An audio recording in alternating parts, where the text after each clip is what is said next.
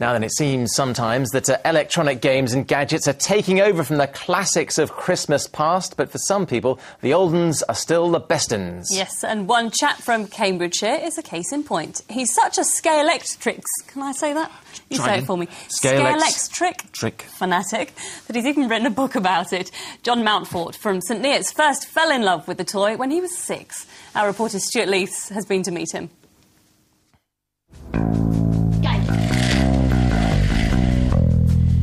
It's a game that's entertained children for more than 50 years. And even in this age of increasingly sophisticated computer games, John Mountfort, like many others, still enjoys playing with Scalextric.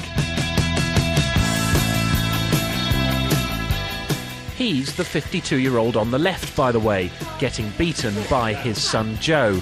In fact, John finds the slot car game so fascinating that he's even written a book about it. Well, I got one when I was 6 years old from my father as a present. And all my friends at school, we used to put our track all together and make one big one. And we used to put little X's on to make sure we got the same one back again afterwards, all the bits that were missing. And then after a few years, we didn't play with it anymore. And 20 years later, I thought, this is quite a nice game, so I might want to do that again. The game was created by model engineer Bertram Francis in 1957, and this is just a small part of John's collection. He has thousands of bits of track, buildings and cars dating back to the 60s. These two are scale models of cars driven by Nigel Mansell and Ayrton Senna. We all want to be racing drivers, don't we, at heart? And my hero was Jim Clark in the 60s, and nowadays you would have Lewis Hamilton or Jenson Button or somebody like that. But it's always the same, isn't it? I mean, there's not many racing drivers in the world, but we can all have a go. For every one of John's Scalextric books that's sold, a donation is being made to the Help for Heroes charity. Well, I feel perfectly safe here in the stands, but there's a guy over there who's encroaching dangerously onto the track.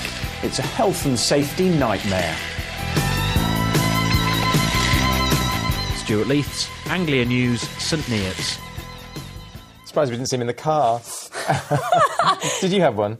My brother did, yeah. I remember the morning, Christmas morning, my parents set it up in the front of me. You let it go. Yeah. I was such a tomboy. Yeah. It was all action men and Scalextric. I was all fingers and thumbs. I never had the sensitivity. They always go flying off into the corners when I had them. Some patience. No, I don't know that. Now, you don't need reminding, I'm sure. The big X Factor weekend. 20 million people are expected to tune in on Saturday and Sunday to watch the 3 finalists battle it out for that £1 million record deal. And among those finalists is, of course, our very own Essex boy, Olly Murs. Our Essex reporter, Tom Barton, has been following his progress throughout the competition and sent us this report from Olly's hometown of Witham.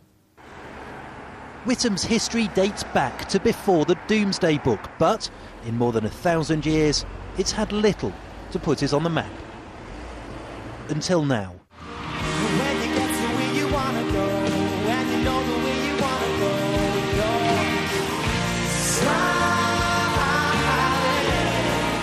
Olly Murs' name is everywhere in Witham. Even the town's mayor is getting behind him. There's been a huge amount of public interest in his performances on the X Factor, huge amount of local support. You see his posters everywhere around the town, and of course he's, the local boy making good, and everybody likes to see that. Everybody's proud of that, and like to see him move on stage by stage, as our town's motto is. Good morning, you're through to Hertfordshire and Essex Energy Partnership. At the call centre where Olly used to work, they've kept his desk free, just in case. But no one here thinks he'll be coming back. Oh, we're very certain. We're certain that Ollie's going to go all the way. Win. We're so proud of him. He's done really, really well, and we really hope that he does well in the future, which we know he will anyway. They've got good reason to support Olly in the George. This is where he first sang in public. I'm just happy he's got where he is, and hopefully he'll get further. Do you feel that you played a small role in that? A very small role, yeah, a very small role.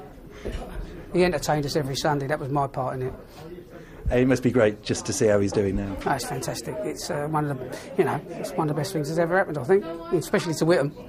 Olly's X Factor journey began in September with his first appearance on the show. This is the easiest yes I've ever given. He was selected for the live shows 3 weeks later by Simon Cowell. But his lowest point came when, in week 7, he was saved by the judges after finding himself in the bottom 2. Then, last weekend, he broke down when he heard the news that he'd made it into the X Factor final. Olly has featured, less successfully, on our screens before, here appearing on Deal or No Deal, where he turned down an offer of £22,000 and walked away with a tenner. Yeah. Olly, every now and again we do meet a special person on this show, and you do not have failure written over you. He also tried for a career as a footballer. Both Olly and Norwich City striker Cody MacDonald have come a long way since they played together for Witham Town Reserves. He's always been a singer, he's just never really put it out there, you know, and he's obviously gone on the show, he's done great, he's got to the final, just hopefully he can go on and win now. Everybody I've spoken to here over the last few weeks has had the same thing to say about Olly Murs. He's well known and well liked. It seems everybody here will be glued into the X Factor this weekend, hoping that Sunday's results gives this small town a little bit of festive cheer. But with stiff competition from both Joe and Stacey, he will really feel every vote this weekend. Tom Barton, Anglia News, Witham. I know. Let's join ITV Greg Eastall, who's outside of the X Factor house in London right now. Greg, we think we know who the people from Witham think are going to win this weekend, but what about the bookies? What are the odds on Olly doing it?